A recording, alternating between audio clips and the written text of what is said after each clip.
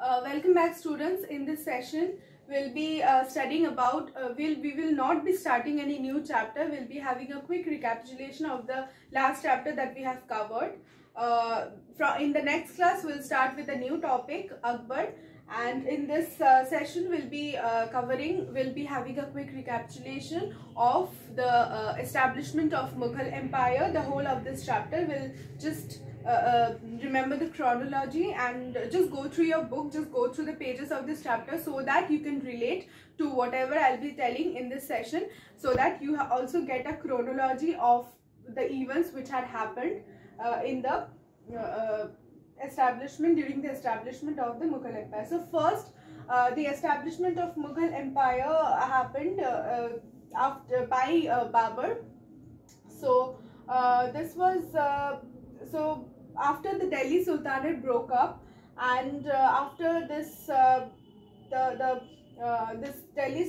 Babur became the descendant of Timur, and Genghis Khan led to the foundation of Mughal Empire. So after the after the end of this Delhi Sultanate, there was another empire which was established by Babur, which was the Mughal Empire. So Babur was he founded the Mughal Empire, and he became the ruler of Kabul.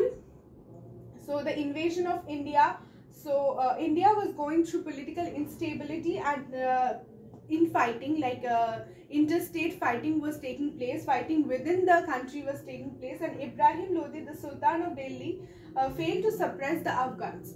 So Daulat Khan Lodi, the governor of Punjab, declared his independence from the Delhi Sultanate, and the Rajput chiefs were against the Delhi Sultanate. So Rana Sanga, the ruler of Mewar, also joined the Afghan forces, and they invited Babur to invade India. So Babur took up this opportunity and entered India, and they expanded their territory and led to the establishment of the Mughal Empire.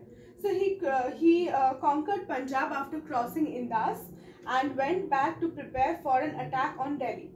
So then this was the establishment history of the Mughal Empire. Then the first battle of Panipat took place. So this was fought between Ibrahim Lodi and the army of Babur in 1526 CE. So Ibrahim Lodi, in spite of having a huge army, was defeated by the military tactics of Babur, and Ibrahim Lodi was killed, and Babur marched towards Delhi, and he proclaimed himself the emperor of Delhi. Hence, the Mughal Empire was established. Then after effects of Panipat, Battle of Panipat was, the Delhi Sultanate came to an end, and the new empire was established, that is the Mughal Empire. The army of Babur showed strength of discipline and advanced technique of warfare. Then the Battle of Panipat reflected the disunity and weaknesses of the Indian rulers, and thus made them vulnerable to the invaders. Then the strength of the Babur became a threat for the Afghan nobles in Delhi, and the Rajput kings were also who were outside the kingdom. Then the Babur was the Rajput. So how was the Rajput policy of Babur? So what happened was Babur had declared a war against, since their warring spirit, Rajputs. Babur wanted to curb the strength of the Rajput rulers or Rajput warring spirit, and then through an inspiring speech he declared war against the Rajput Confederacy. So the Rajput kingdom. So Rajputs were known for their warfare tactics, and they had their entire kingdom. So Babur had declared, he has tried to control over the Rajputs, and he has declared a war against the Rajput Confederacy. So Battle of Khandwa took place between Babur and the combined forces of the Rajput rulers Rana Sanga and Raja Hasan Khan of Mewapati. So these two rulers combined their forces against Babur, and this was the first battle, that is the Battle of Khandwa. And then so Rajputs and the Muslim rivals of Babur gathered against Babur in order to overthrow him and overthrow the Mughal Empire. But this battle was more significant than the Battle of Panipat, as it gave Babur the supreme control of the central part of India. Then Battle of Chanderi was fought between the Rajput ruler Medini Khan and Babur. So Babur inflicted a very crushing defeat, and so Babur had shown his military strength and his military warfare tactics, and has and also had also made the people or the other Rajput rulers understand the that they should also come under the Mughal rulers or the Mughal rule, and he wanted to crush the British Rajput opposition. Now, Battle of Ghagra, which was fought which was fought by the Afghan by Babur and the other resistance of the Afghan rulers who had posed a threat. The Afghan rulers together who posted threat. Afghans of Bihar and Bengal, who together had been a threat to the chair or to the throne of Babur. He had also given a crushing defeat to those Afghan rulers, and became the ruler of Punjab, Delhi and the Gangetic Plains.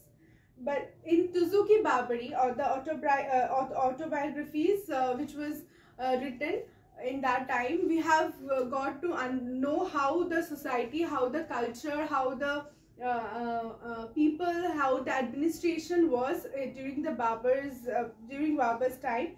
And Babur had also vividly described the flora and fauna of that particular time. Then we come across Humayun, how Humayun, being the son of Babur, had taken over, had succeeded him, and he was being challenged. He had to face the challenge because Babur could not consolidate the empire, but Humayun had the responsibility to bring a strong and cohesive empire. And also there were threats from within the empire, because the biggest challenge was Sher Khan and the powerful Rajput ruler Bahadur Shah of Malwa and Gujarat. So these were the various threats which Humayun had to curb, and Humayun had to deal with it in order to become the next emperor. So Humayun divided his empire among himself and his brothers, who constantly posed a threat to him, was also another threat to Humayun in becoming the next ruler of the Mughal empire. Then the military campaigns of Humayun, the attack on Chunar, and how Sher Khan had posed a threat to Humayun, and how he had curbed the threat which was against the throne is being told here. Then invasion and the loss of Gujarat. So how the Sher Khan had strengthened his position in Bengal and Bihar in the absence of Humayun. And how Humayun had actually invaded or captured Gujarat and Malwa, and then again at the end he had actually had to lose those places to Bahadur Shah, who took the advantage of the situation of this Humayun, who left the places which was captured by him to his brother, and went to curb the power of Sher Khan. So Bahadur Shah had taken over the advantage of the situation and recaptured Gujarat and Malwa. So Humayun, after winning those territories, had to lose it to back to Bahadur Shah. Then invasion of Bengal. So this Sher Khan had invaded Bengal and captured its capital. So Humayun went to Bengal, and he wasted quite some time in Bengal. Meanwhile, his brother also abandoned him, and he reached Agra and declared himself independent. So Humayun was actually surrounded by the troops of Sher Khan, and he had to all his supplies were cut off. So this was another very important event that had led to the loss of power of Humayun in the invasion of Bengal. Then Battle of Chausa. So Sher Khan had by this time consolidated his empire, and the two armies of Humayun and Sher Khan had met at Chausa. And when peace negotiations were going on between these two, Sher Khan's army had attacked Humayun's army suddenly, and Mughal army completely defeated. Then Humayun had to save his life and like escape that place. Then Battle of Kannauj. So Battle of Kannauj took place between Sher Khan and Humayun at the east of Agra in Kannauj, and Sher Khan after defeating Humayun became the supreme power of the Delhi, supreme power of the and established the Sood dynasty. So Humayun lost his empire, his territory, and then he actually went to this court of a Persian empire, and with the help of Persian empire, he retreated back. So he recovered, when he returned, he recovered Kabul and Kandahar from his brothers, and then he consolidated his position in Afghanistan by 1554. So Humayun placed his army under the leadership of Bairam Khan and started winning over the territories which was lost. And then we also come across Sher Shah Suri and the great administrator and the Sood dynasty. So Sood dynasty came in between the period when Humayun had lost his territories. So after Humayun gained back his territories by overthrowing Sood dynasty came to end. So Sher Shah was born in Sasaram, and he had earned the title of Sher Khan after killing a tiger single-handedly, and then he was known for his administration skills. So his central administration was very well organized and was divided into departments under the charge of the ministries, while tours of inspections and efficient spy system was put to work in order to ensure the well administration of the province or of the territory of the empire. Then provincial administration. So the empire was divided into provinces headed by the Afghan chiefs. Now each province was subdivided into parganas under the chief Sikdar and the chief Munsif. So the chief Sikdar was responsible for the military actions, because he was the military officers who maintained peace and order, whereas the chief Munsif was a civil officer who supervised the revenue collection and the civil cases. Munsif took care of the revenue collection and the civil cases, while the Sikdar took care of the law and order, and he was a military officer. Now officers were transferred periodically to check corruptions. Then the revenue administration, the cultivated land of each peasant was surveyed and measured, recorded. Now during natural calamities, loans were provided to the farmers, and then to the farmers and peasants. Then the Jagirdari system was discouraged, and the Kabuliyat and Patta was introduced, and the rate of the revenue was fixed at 1/3 of the total produce in cash and kind. Then trade and commerce. So